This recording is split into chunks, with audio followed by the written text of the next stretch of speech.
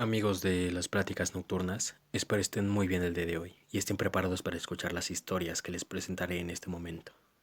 En esta ocasión, les he preparado un par de historias reales sobre fenómenos poltergeist que han sucedido a lo largo del tiempo.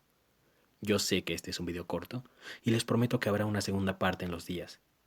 Al igual que para tratar de compensar dicha falta, les preparé una historia corta. Es una historia que un chico vivió en una secundaria de México, y no es necesario agregar que dicha historia es real. Sin más por el momento, comencemos. Y prepárate, porque entramos a las pláticas nocturnas.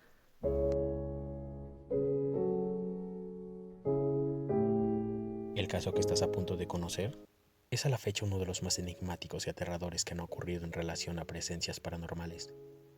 Hemos escuchado hablar de poltergeist, apariciones fantasmales en lugares extraños, e incluso presencias demoníacas. Pero ninguna historia es tan desgarradora como la de Doris, una mujer que en los años 70 sufrió acoso sexual real de un ente invisible. Todo comenzó la tarde del 22 de agosto de 1974, en la ciudad de California. Kerry Gaynor y Barry Taff, dos expertos en temas paranormales, daban una conferencia sobre sus investigaciones. La charla transcurrió de manera normal hasta que al final del evento, una de las asistentes se acercó a ellos con inusual timidez. Era la mismísima Doris, que desesperada había acudido a la plática en busca de una respuesta. Ella les reveló que hacía tiempo que era acosada por una presencia desconocida en su propia casa. Doris y sus 4 hijos estaban convencidos de que el lugar se encontraba embrujado, debido a los escalofriantes sucesos que habían vivido en las últimas semanas. Golpes en las paredes, voces desconocidas y objetos que se movían se habían vuelto algo relativamente normal en su domicilio. Pero lo peor no era eso, sino que la presencia la había atacado frente a sus hijos, golpeándola de una manera salvaje y llegando al punto de violarla con lujo de violencia. De estos ataques, Doris conservaba marcas de mordidas y múltiples moretones en el cuerpo. Uno de sus hijos, al querer defenderla, incluso había sido arrojado con fuerza por el ente y terminó con un brazo fracturado. Al principio, ni Kerry ni Barry le creyeron una sola palabra. Ellos sabían por experiencia que las energías se manifestaban en casos paranormales, casi nunca usaban la fuerza contra las personas, mucho menos aparecían de forma prolongada. Cuando Doris los invitó a entrar a su casa para comprobarlo, no tenían ni idea de los instantes tan oscuros que presenciarían de ahí en adelante. Durante su primera visita, ambos pudieron darse cuenta de cómo las luces se ponían a parpadear sin explicación alguna. Más tarde, quisieron entrevistar al hijo adolescente de Doris mientras estaban en la cocina. Y para su sorpresa, las puertas de los gabinetes se abrieron bruscamente, cayendo ollas, sartenes y demás cosas al suelo sin que nadie los hubiera tocado.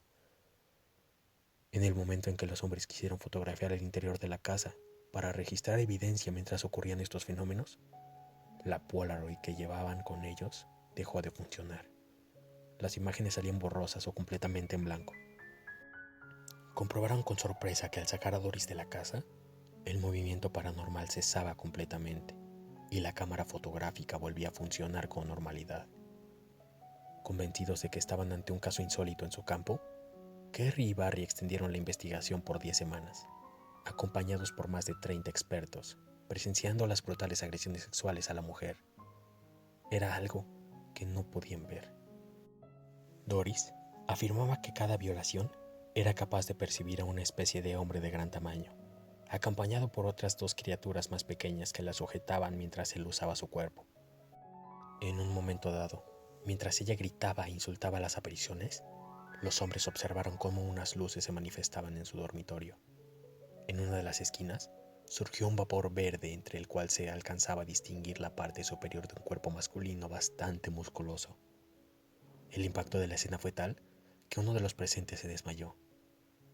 A pesar de que colocaron cámaras de video en la habitación, estas fallaron de tal manera que solo fue posible tomar una foto. En esta, se puede observar a Doris sentada en su cama, mientras es rodeada por una espeluznante luz amarilla, un arco luminoso que por su ángulo y posición no pudo haber creado ningún proyector o luz artificial. La siguiente es una declaración que dio uno de los investigadores. Aquella noche decidimos hacer una sesión en la recámara. Le dije al ente que si de verdad estaba allí, que se manifestara, y entonces una luz blanca salió de uno de los muros y fue hasta el centro del dormitorio. Entonces comenzó a girar y a expandirse. 9 fotógrafos profesionales estaban con nosotros, capturando imágenes desde cada ángulo. Era increíble. Aquella cosa estaba flotando en el centro de la habitación y era dimensional. Era algo impresionante. Al final de la investigación, Doris tomó el consejo de los especialistas y optó por mudarse a Texas con su familia, esperando que abandonando la casa fuera la clave para que los ataques cesaran. Pero esto no solo no sucedió, sino que cada agresión se volvió más salvaje. Parecía como si el lente le hubiera seguido a Doris hasta su nuevo domicilio. Llegados a este punto, los investigadores decidieron mandar a Doris a la Universidad de California, donde en pleno laboratorio le construyeron un apartamento con paredes de vidrio, en el que estuvo viviendo bajo vigilancia de cámaras de seguridad y doctores distintos. Una noche, ellos atestiguaron la violación más terrible que había sufrido. El cuerpo de la mujer empezó a moverse violentamente, como si alguien la estuviera empujando, como si la sujetaran al mismo tiempo. A continuación, como si el hecho de ser observado le produjera un perverso placer, el ente sometió a su víctima a tener relaciones en diferentes posiciones que podían apreciarse entre las páginas del Kama Sutra. De aquel momento tan terrible, no quedó la menor evidencia. Las cámaras de vigilancia volvieron a fallar, y no se sabe más de eso. El caso se complicó cuando un hipnotista profesional tuvo una sesión con Doris y descubrió que había sido abusada en su niñez. Esto dio pie a que algunos científicos afirmaran que todo era producto de su mente, la cual de algún modo proyectaba esos grotescos seres que la atacaban con su propia energía. Otros, no obstante, se mantuvieron firmes en creer que la situación era completamente paranormal. Una presencia exterior, una presencia paranormal que debía estar acosando a la pobre mujer, ya fuera demonio, fantasma o incluso algunos decían extraterrestre. Si bien las violaciones no cesaron, la familia de Doris fue pasando al anonimato en los años siguientes. La mujer se mudó varias veces, recorriendo cada vez distancias más lejanas en su intento por escapar de su hombre fantasmal, del hombre que la perseguía y del cual llegó a jurar haberse quedado embarazada. Y de hecho, los médicos comprobaron con estupefacción que su cuerpo presentaba todas las características de un embarazo en regla, a pesar de no tener ningún embrión en su vientre. Con cada mudanza, las agresiones sexuales se repitieron con menos frecuencia, como si el ente también se estuviera cansando de seguirla, hasta que un día, sin explicación aparente, se detuvieron por completo. Doris Bitter murió el 25 de julio del 2006 a causa del cáncer, después de vivir sus últimos años con tranquilidad. Su escalofriante caso, si bien nunca fue resuelto, pasó a la historia como uno de los más perturbadores y fue inmortalizado en el cine con la película El Ente, un clásico del género del terror. Pero, ¿qué era lo que estaba acechando a la pobre de Doris? ¿Y por qué la atacaba de esa manera? ¿Sería todo aquello un producto de su imaginación? ¿O existirían en otros planos presencias oscuras de las cuales tengamos que proteger nuestros cuerpos? Tal vez pienses esto esta noche, mientras recuerdas que a pesar de las apariencias, nunca estamos completamente solos.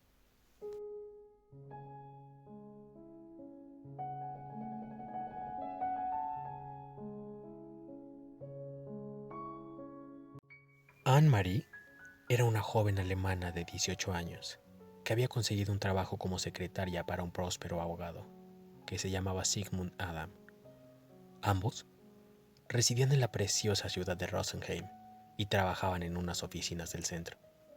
Poco después, estas serían el epicentro de un siniestro fenómeno poltergeist que jamás tendría explicación.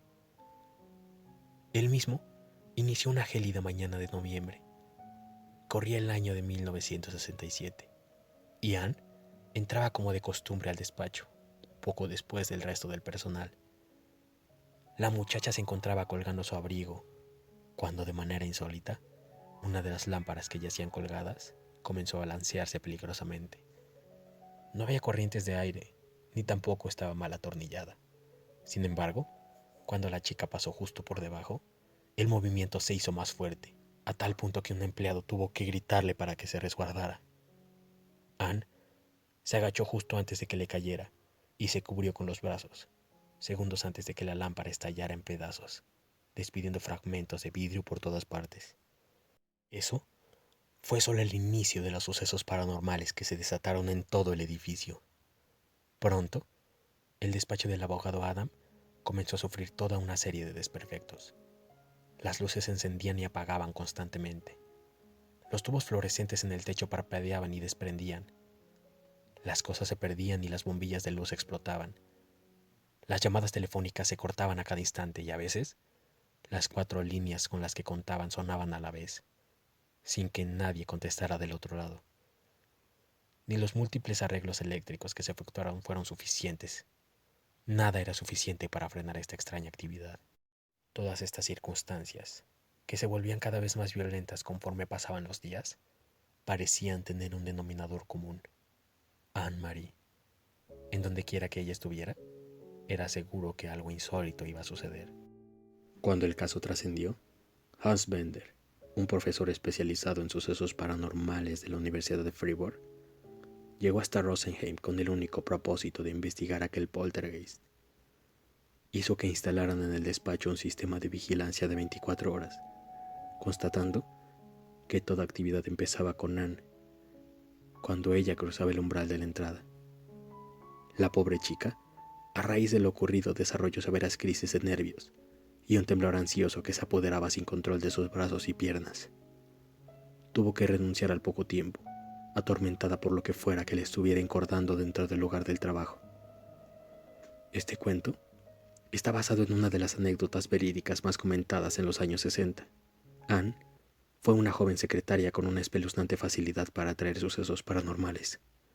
No solo las oficinas del centro se vieron afectadas por el poltergeist, sino también los lugares sucesivos en donde encontró empleo. Eso sí, Rosenheim fue definitivamente el sitio más célebre y donde el fenómeno se dio con mayor intensidad.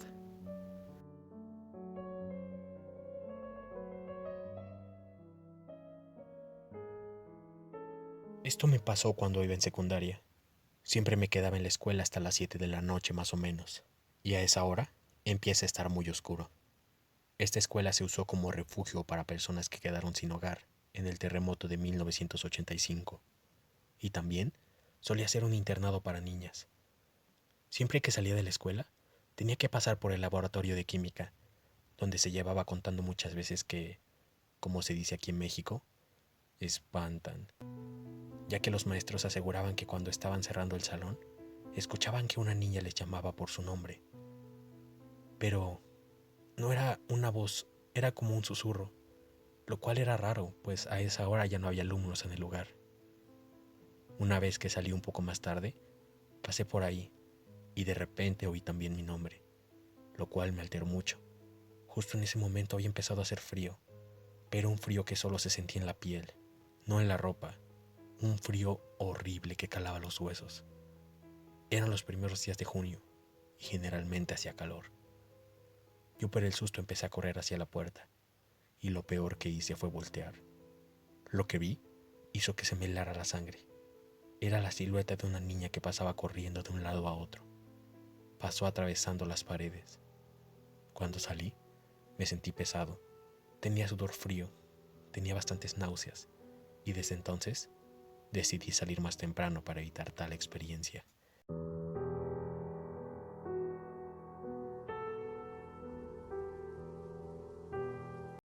Amigos, por el día de hoy ha concluido la edición de las Pláticas Nocturnas. Yo me despido, pero no sin antes pedirles que si ustedes tienen una historia o historias que quisieran escuchar en las Pláticas Nocturnas, estamos en completa disposición y sería un gusto leerlas. Pueden hacerlo de la forma que a ustedes más les facilite, pueden enviar un mensaje a la página, un mail al correo, de la forma en que ustedes quieran, nosotros estaremos esperando sus historias. También si tienen algún comentario sobre cómo mejorar este formato, si deberíamos poner algunos efectos o algo más inmersivo para la historia, alguna cuestión así, o simplemente un comentario de aliento o una opinión sobre las mismas, nosotros tendríamos mucho gusto de leerlas. Perdónenme. Yo me despido y nos vemos más pronto de lo que crees. en las pláticas nocturnas.